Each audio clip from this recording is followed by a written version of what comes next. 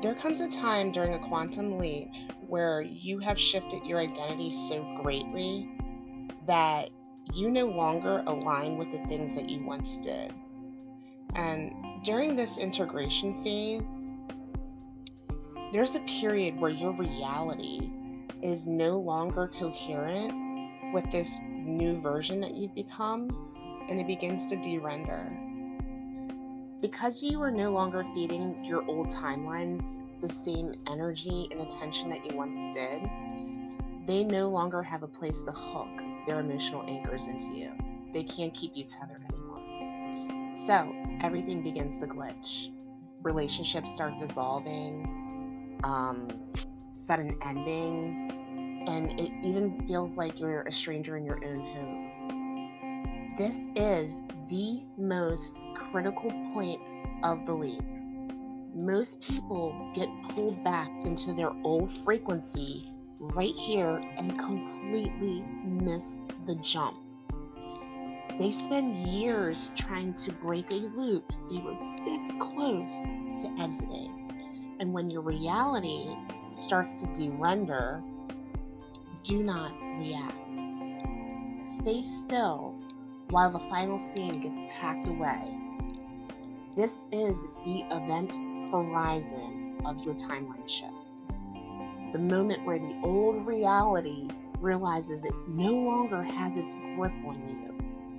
It does not have your energy to sustain it, so it begins to fragment. Most of us were taught that reality is a solid, concrete house that we live in. It's not. Reality is a live stream. It's dynamic, and it's being rendered in real time based on the frequency that you are currently broadcasting.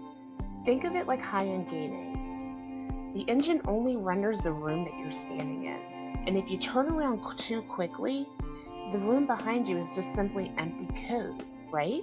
So when you shift your identity, you've essentially changed levels in the game. But there's a buffer period. There's this buffer period where the old game is still in the cache. It's playing out the final scene, while the new one is still rendering. This is why glitches happen. You're seeing the artifacts of the old world that you no longer inhabit. And if you see relationships falling apart or projects failing and you label it as a disaster, well, guess what? You just hit the refresh button on the old game and you just told the processor to keep rendering that struggle for you.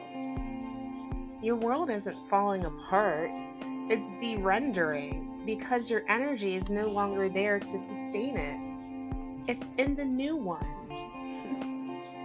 But you see, this is the most dangerous moment in the process that I like to call the final scene. This is where there's like this emotional, dramatic final act where, it could be a guilt trip.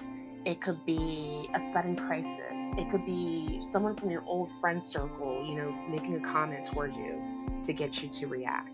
But to get through this process, you really need to understand the mechanics, which is the old reality's last-ditched effort to get you to react. Why do they need a reaction, you say? Well, your reaction is essentially the save button, okay? If you react with fear, anger, or any kind of animosity or whatever, any kind of reaction, if you even have that desperate need, that desperate nudge to fix everyone so they suddenly like you again, well, guess what, honey bunny? You just provided the energetic data that the old reality needs to keep rendering itself. So essentially, you are going to stay stuck in the loop because you just reauthorized the old code. So now that we understand the mechanics, let's talk about the strategy, which is so simple, I feel like everybody should be doing, but easier said than done, right? All right, the strategy here is radical neutrality or radical acceptance.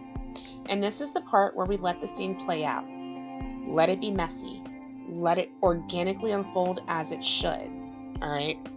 Let the old version of you carry on that bad narrative and let the bad guy win. You do not need to argue with anyone here. Your only job is to remain in coherence with the version of yourself that you are currently embodying. You don't need to win an argument in a world that you don't live in anymore, honey. Do not apologize for an ending that you already authorized in spirit. Let your silence be the eviction notice while you are practicing stillness, because the new world is loaded. And once the final scene is packed away and the noise stops, you enter the void. This is the literal event horizon. On the outside, it looks like nothing's happening. Your phone's dry, your old social circles are fading out, new opportunities haven't quite materialized yet. It's like this high tension silence, and it feels like you're just suspended in midair, and you're like, what's going on?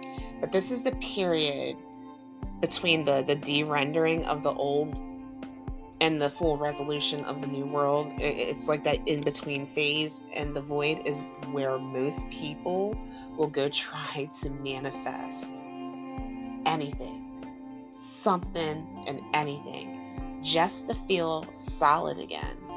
And the big warning here is that the ego hates the void with all its might.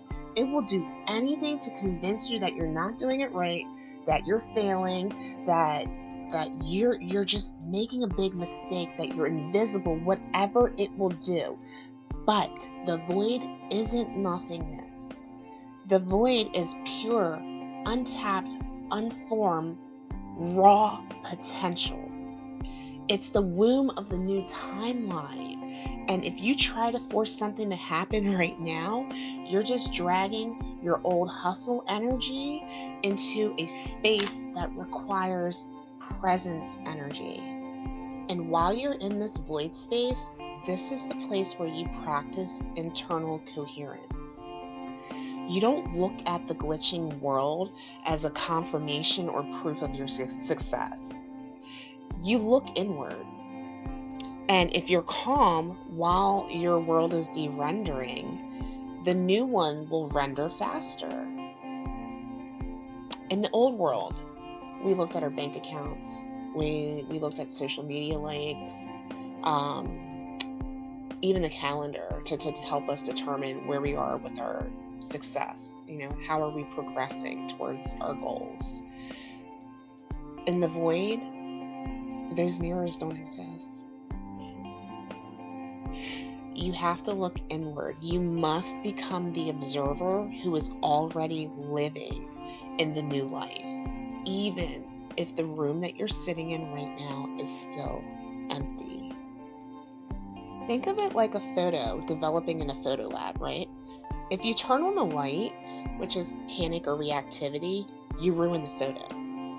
You need to be able to sit in the darkness, in the stillness, until the new reality has enough density to be seen by the physical eye. If you can remain calm and unmoved while the old world is de-rendering, the new timeline eventually renders faster. The speed of your new reality depends on your silence in the old one. And remember that the old timeline will always try to provoke a reaction out of you. They will send the people that you love the most, or the things that you fear the most, just to get a reaction out of you. Don't take the bait. Your silence is the exit ticket here. Remember, at the end of the movie, where the screen goes black, we don't sit in the theater screaming for the characters to come back. We simply stand up and walk out into the light. Do just that with your life. I love you guys. Be well. I'll see you for the next session.